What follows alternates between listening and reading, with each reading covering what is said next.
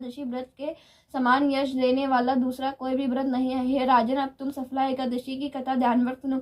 चंपावती नगरी में एक महिष्मान नाम का एक राजा रहता था। उस राजा के 4 पुत्र थे। उन पुत्रों में सबसे बड़ी लुम्पक राजा का पुत्र महापापी था। वह हमेशा पर स्त्री पर गमन तथा वैश्यों के साथ यहाँ जाकर अपने पिता की धन व्यर्थ किया करता था। वह सदैव देवता, ब्राह्मण, वैष्णव आदि की निंदा किया करता था। जब पिता को अपने बड़े पुत्र के बारे में ऐसे समाचार ज्ञात हुए तब उसने अपने राज्य से निकाल दिया। जब लुम्पक सबके द्वारा त्याग दिया गया तब वह सोचने लगा कि अब मैं क्या करूं, कहाँ जाऊं। अंत में उसने रात्रि को पिता की नगरी में चोरी करने की ठानी। वह दिन में वन में रहने लगा और रात को अपने पिता की नगरी में जाकर चोरी तथा बुरे कर्म करने लगा। रात्रि में जाकर नगर के निवासियों को मारता था, कष्ट देता था। जिस पर वन में वहाँ रहता था वह भगवान को बहुत प्रिय था। उस वन में एक बहुत पुराना पीपल था जिसमें सभी लोग देवताओं की कीड़ स्थल मानते थे। इस जंगल में पीपल के वृक्ष के नीचे महापापी लुम्पक रहता था। कुछ दिनों के बाद पौष मास के कृष्ण पक्ष की दशमी के दिन वह वस्त्रहीन होने के कारण शीत के मारे मूर्छित हो गया। शीत के कारण वह रात्रि को ना सो सका और उसके हाथ पैर जकड़ गए। उसकी वह रात्रि बड़ी कठिनता से बीती और सूर्य नारायण के उदय होने पर भी मूर्छा न गई। सफला एकादशी के मांत्र वह एक दुराचारी मूर्छित ही बड़ा रहा। जब सूर्य की गर्मी से उसे कुछ गर्मी मिली तब होश में आया और अपने स्थान से उठकर गिरते पड़ते वन में भोजन की खोज में चल पड़ा। उस दिन वह जीवों को मारने के असमर्थ था, इसीलिए जमीन पर गिरे हुए फलों को लेकर पीपल के वृक्ष के नीचे आया। तब तक सूर्यदेव अस्ताचल को प्रस्थान कर गए थे। उसने उन फलों को पीपल के जड़ के पास रख दिया और कहने लगे, हे भगवान, इन फूलों से आप ही तृप्त होवे। ऐसा कहकर वह रोने लगा और रात्रि को उसे नींद न आई। उस महापापी के इस व्रत तथा रात्रि जागरण से भगवान अत्यंत प्रसन्न हुए। उसके समस्त पाप नष्ट हो गए। प्रातः काल होते ही एक अत्यंत सुंदर दिव्य रथ आया और उसके सामने खड़ा हो गया। इसी समय आकाशवाणी हुई, हे राजपुत्र, भगवान नारायण के प्रभाव से तेरे समस्त पाप नष्ट हो चुके। अब तू अपने माता पिता के पास राज्य प्राप्त कर। लुम्पक ने जब ऐसी आकाशवाणी सुनी तो वह अत्यंत प्रसन्न हुआ और बोला, हे भगवान, आपकी जय हो। ऐसा कहते हुए अपने पिता के पास गया और संपूर्ण कथा वह कहकर सुनाई। तब पिता ने उसको अपना राज्य भार सौंप कर वन का रास्ता लिया। इधर लुम्पक शास्त्र अनुसार राज्य करने लगा। उसने स्त्री पुत्र आदि भी नारायण के पास भक्त बन गए।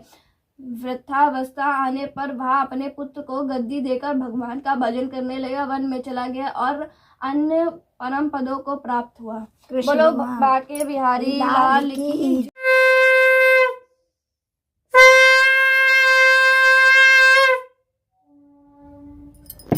मेरी प्यारी फैमिली, कथा हो गई है, आरती भी कर ली है। आप सब लोग भी हमारे कान्हा से मिल लीजिए, हमारी लाडू रानी से मिल लीजिए। कान्हा, लाडू रानी, राधे राधे। सब लोग सुबह की आरती ले लीजिए। जय श्री राधे राधे। आज सोमवार है तो मैं मंदिर गई थी, आप लोग दर्शन कर लीजिए भोले बाबा के। गाइस, बन गई है दाल बना ली है। अब फटाफट से इसमें लगा देते हैं जीरे का तड़का। क्या जाने भाई क्या जाने, मेरी लगी श्याम संग प्रीत, ये दुनिया क्या जाने। मेरी क्या बड़ा वाला झोला जीने में रखा है, वो रैक में रख दिया था। मेरी लगी श्याम संग प्रीत, ये दुनिया क्या जाने। मन में बसा के तेरी मूर्ति, उतारो मैं गिरधर तेरी आरती। करूँ न करूँ कष्ट हरू, ज्ञान दो भगवन, भव में फंसी नाव मेरी तार दो भगवन। दर्द की दवा तुम्हारे पास। गाइस देखिए, बेटा बोल रहा मुंह बंद करिए। क्यों बंद करूं मुंह? मेरा मुंह है, मैं बोलूंगी, मैं बोलूं, गाऊं, नाचूं, कुछ भी करूं, मेरी मर्जी।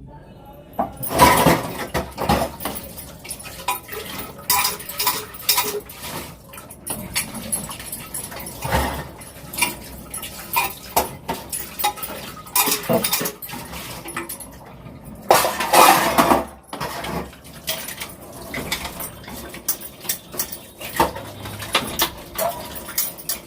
में मेरी प्यारी फैमिली पूछिए मत, बर्तनों का सबसे ज्यादा बर्तन वाला काम होता है। और सच में ठंडे ठंडे पानी से बर्तन धुलना, अरे लेकिन अब धुलना तो पड़ेगा ही बर्तन, तो धुल लेती हूँ फटाफट से बर्तनों को।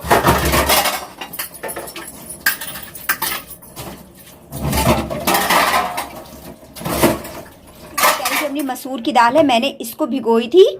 मेरी प्यारी फैमिली आज मुझसे बहुत बड़ी गलती होने से बच गई, क्योंकि अगर ये मसूर की दाल में बना देती ना तो बाद में मुझे इतना पश्चाताप रहता कि बताइए आज एकादशी वाले दिन मैंने मसूर की दाल बना दी। और कहते नहीं है कि एकादशी को मसूर की दाल नहीं बनाते हैं, बैगन नहीं बनाते हैं, क्योंकि ये मांसाहारी में आता है। इसी वजह से बताइएगा मेरी प्यारी फैमिली क्या मैं सही बोल रही हूँ, और मतलब क्या क्या नहीं करते हैं मुझे इतना तो नहीं पता है, लेकिन बैगन हो गया और जैसा कि मसूर की दाल हो गई ये नहीं बनाते हैं। और भी चीज़ें हैं मुझे ध्यान नहीं आ रही है।